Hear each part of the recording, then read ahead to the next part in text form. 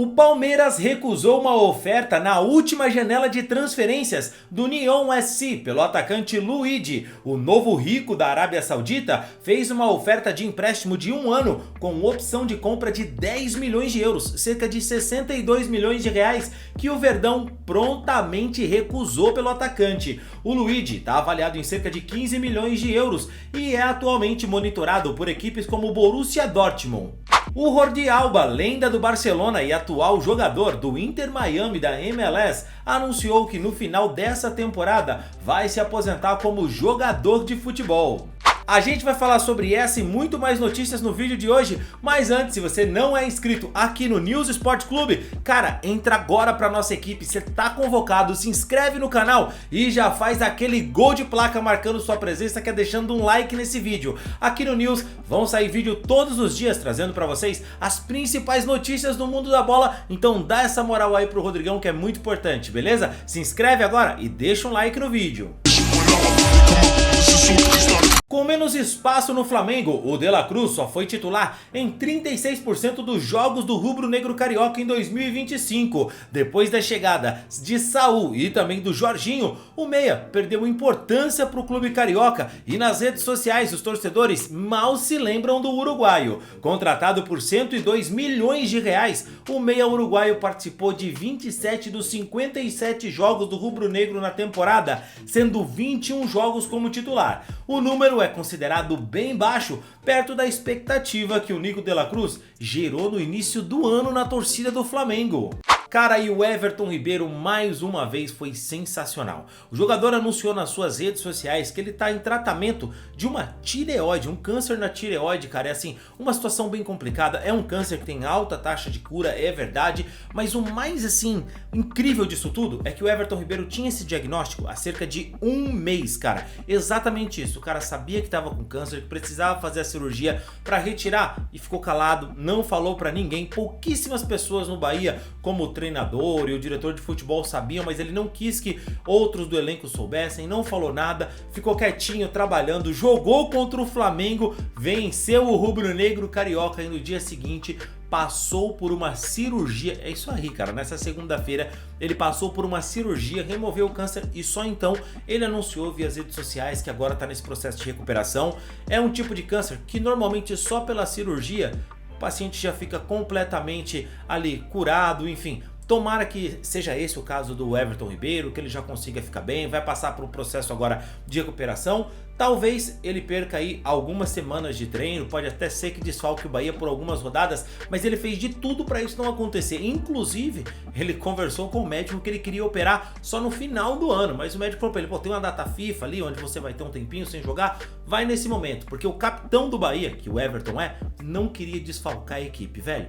Assim, muito legal, nas redes sociais quando ele divulgou, vários clubes desejando melhoras para ele, jogadores. Pô, eu não conheço ninguém que não goste, que deteste o Everton Ribeiro, sabe? É um jogador assim de um profissionalismo, de uma seriedade, que respeita os clubes que ele jogou e também, cara, os adversários ele sempre respeitou, nunca foi um cara de provocação, polêmica. Então, ó, melhoras pro Everton Ribeiro aí, que ele fique bem o quanto antes, porque esse cara é exemplo dentro e é o que tudo indica, fora de campo.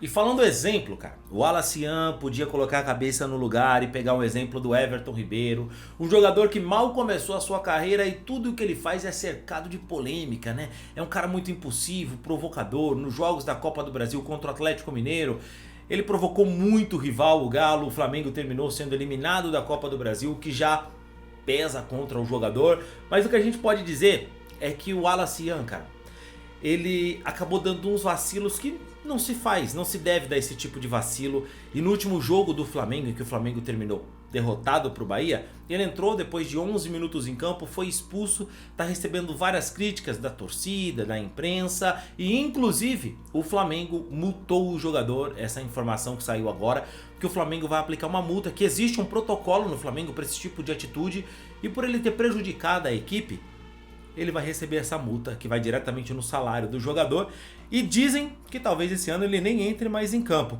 Acho que o Flamengo fazendo isso tá se punindo. O Wallace é bom jogador, tem que deixar ele à disposição, quando preciso colocar o cara em campo. Eu sei que o Flamengo tem um baita de um elenco, Mas é bom o Wallace entender, cara, que pra ele tá jogando nesse Flamengo é porque ele tem muito talento. Porque esse Flamengo é muito bom. Cara, jogadores como o Michael, o próprio Juninho, estão esquecidos no Flamengo. Esses caras não vão mais jogar, entendeu? Às vezes o Cebolinha sofre pra ganhar minutos nesse Flamengo. O Pedro às vezes é banco nesse Flamengo, entende? Bruno Henrique não joga.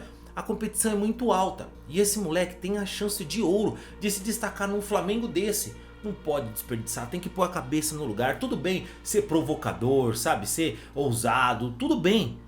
Mas tem que ter um limite, cara. E esse limite é pra própria segurança, pro próprio bem do Wallace, entendeu? Não é por ninguém, não é pelo Felipe Luiz, não é pela torcida do Flamengo, não. É por ele, cara, entendeu? O Flamengo é a chance desse garoto mudar de vida, sabe? Mudar realmente de vida, conseguir um futuro, uma carreira no futebol. Agora, se ele já começar assim, queimado, com essas atitudes, aí fica complicado, irmão. Fica complicado de verdade. O futebol tá muito profissional e pra muita coisa não tem mais espaço não, velho. O Barcelona trabalha nos bastidores para contratar um jogador para suceder o Robert Lewandowski. E o alvo da vez é o Eta Eyong, jovem revelação da La Liga, que brilhou pelo Villarreal e agora está emprestado ao Levante e segue brocando muito na Espanha. O Cruzeiro já aguarda a data para abrir conversas para a contratação do Dudu, do Atlético Paranaense. O meio atacante de 19 anos tem vínculo com o Furacão até abril de 2026 e pode assinar pré-contrato com outro clube a partir de novembro desse ano. E a Conmebol convoca audiência com Bruno Henrique do Flamengo por conta dos gestos obscenos para a torcida do Estudiantes. A audiência vai ser no próximo dia 10 e o atacante pode ser punido com multa ou até mesmo suspensão.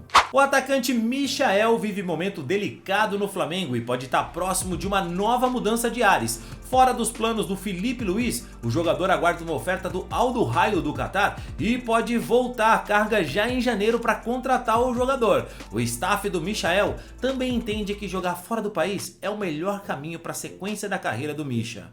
E ó, nos bastidores, o jogo entre São Paulo e Palmeiras ainda não acabou. O São Paulo pediu à CBF, queria uma quebra de protocolo para ouvir o áudio. Por que é que o VAR chamou ou não chamou o Ramon Abate-Abel, que foi suspenso pela CBF? O Palmeiras soltou nota dizendo que também foi prejudicado. Enfim, uma guerra de narrativas, de ego e pouco se discute, na verdade, o bem do futebol.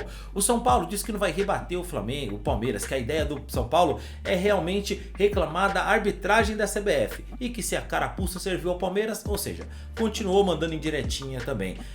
Enfim, quando um é prejudicado, a atitude do outro, ao invés de dizer, olha, realmente a arbitragem é um lixo aqui, a gente venceu o jogo, mereceu vencer, porque a gente brigou, a gente estava mordendo, se desse pênalti a gente ia virar também para 4-3, não importa, tá no campo hipotético.